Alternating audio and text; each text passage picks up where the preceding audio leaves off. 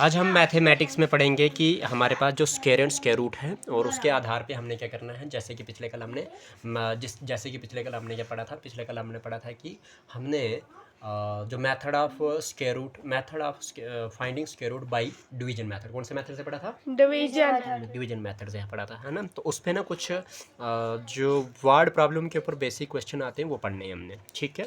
वो कौन से जैसे कि पहला है हमारे पास एग्जाम्पल नंबर 10। यहाँ पे पूछा हुआ है कि find the least number that must be subtracted from 5607 so as to get a perfect square.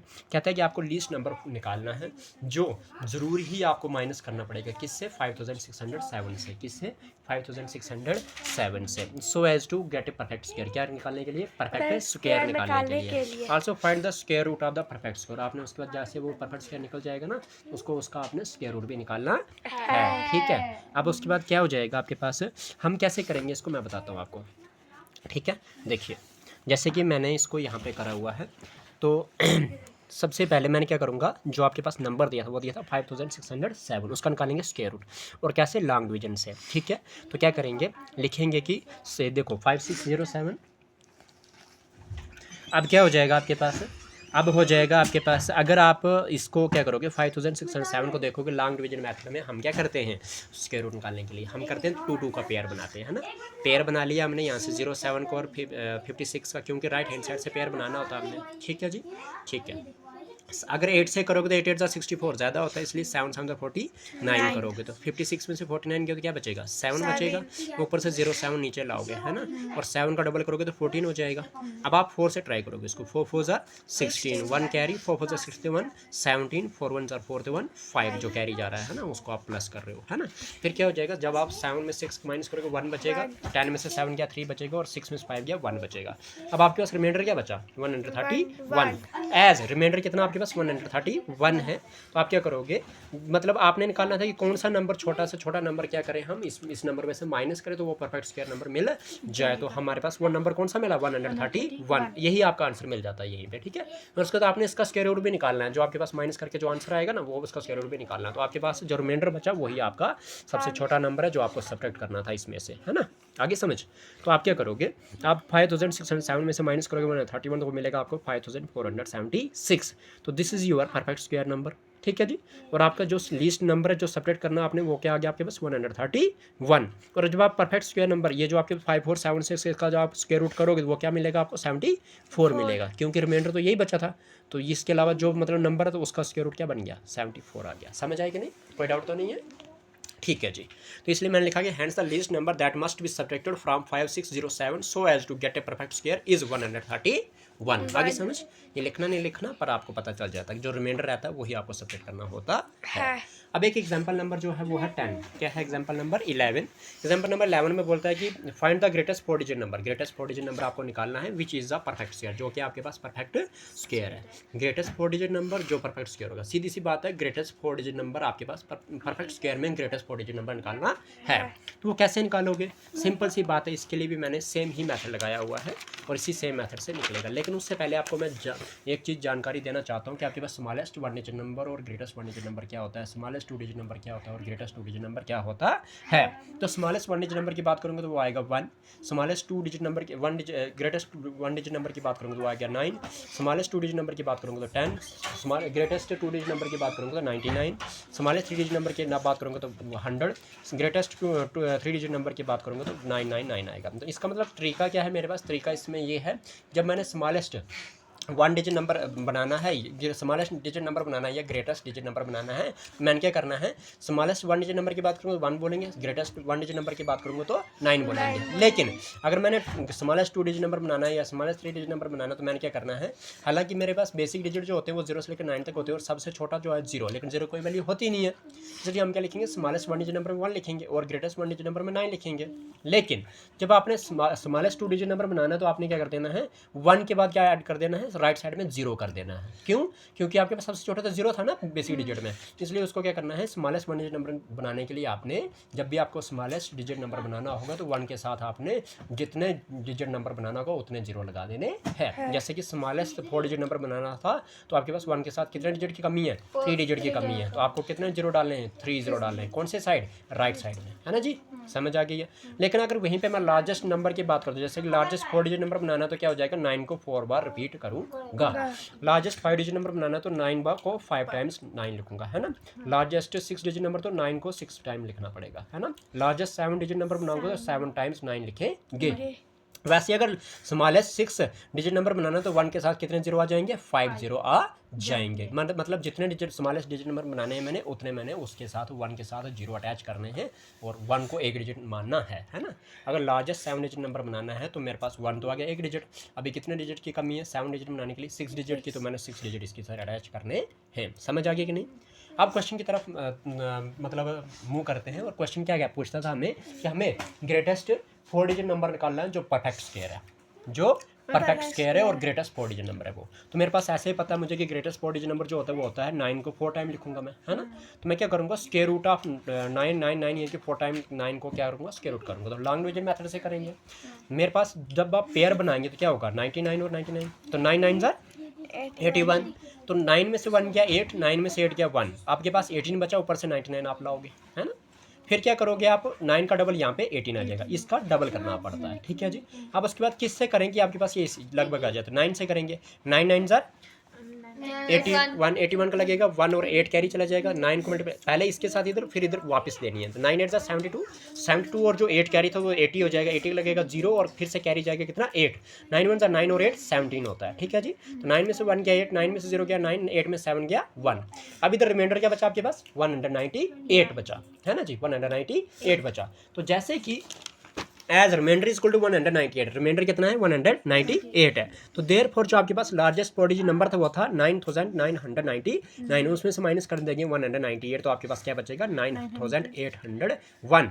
तो 9801 जो है ये आपके पास परफेक्ट स्क्वायर भी है और यही आपके पास लार्जेस्ट 4 डिजिट नंबर क्या नाम है, परफेक्ट स्क्वायर नंबर है। अगर लार्जेस्ट 4 डिजिट नंबर में परफेक्ट स्क्वायर नंबर ढूंढना आपने तो वो क्या मिल गया आपको, 9801। उसके बाद आपके पास कोई भी परफेक्ट स्क्वायर नंबर नहीं है जो 9801 से बड़ा हो। कितने डिजिट में, 4 डिजिट में। समझ आ रही है।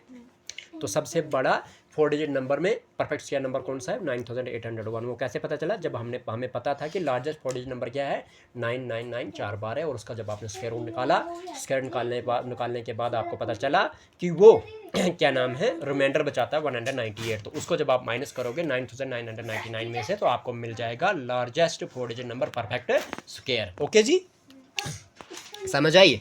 तो इसलिए आपके पास ये भी पता है कि लार्जेस्ट 4 डिजिट नंबर जो है 9801 की जो परफेक्ट ये रूट करोगे 9801 का अगर स्क्वायर रूट करोगे तो आपके पास 99 आ जाएगा। किया था ना आपने पीछे, 99 आया था। तो hence the greatest 4 digit number which is the perfect square is equal to 9801। कोई डाउट है यहाँ तक?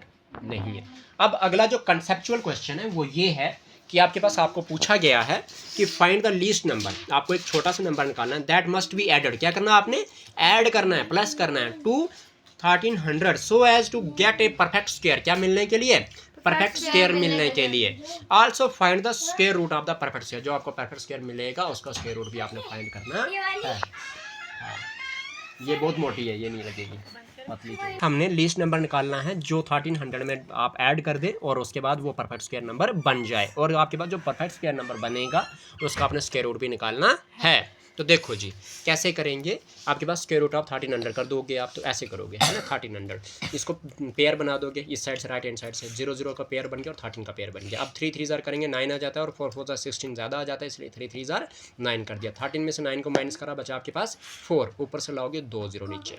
अब 3 का डबल क्या होता है 6। अब आप 6 से मल्टीप्लाई करोगे इसको, 6 6 ज़ार 36 कैरी गया 3, 6 6 ज़ार 36 और 3 39। 400 में से 396 को माइनस करोगे, आपके पास बचेगा 4।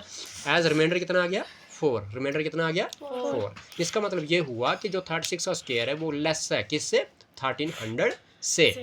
तो नेक्स्ट परफेक्ट स्क्वायर क्या हो सकता है, वो हो सकता है 37 का स्क्वायर। जब 37 का स्क्वायर करोगे वो क्या होता है 1369 होता है। तो hence the number to be added is क्या हो सकता है, वो हो सकता है 37 का स्क्वायर माइनस जो आपके पास नंबर दिया था वो क्या था 1300 था। जब उसको उसमें से माइनस करोगे 37 का स्क्वायर क्या आया था आपके पास 1369 आया था, उसमें से माइनस क्या करोगे 1300, आपके पास क्या आएगा 69। मतलब ये कि 1300 में क्या ऐड करना था आपने 69 ऐड करना था, जिससे ये परफेक्ट स्क्वायर नंबर बन जाता। समझ आए कि नहीं। चलिए एक और एग्जांपल करनी है हमने, शायद 2 की 3 एग्जांपल्स हैं, बस वही करनी है। दो एग्जांपल्स हैं, ठीक है। अब एक एग्जांपल इसमें पूछा हुआ है कि आपको करना है एग्जांपल नंबर 14 में कि area of A square plot क्या होता है। अगर एरिया ऑफ स्क्वायर प्लाट जो है वो दिया हुआ है 2304 मीटर का square, find the side of the square plot. ठीक है जी, आपको स्क्वायर प्लाट की साइड निकालनी है।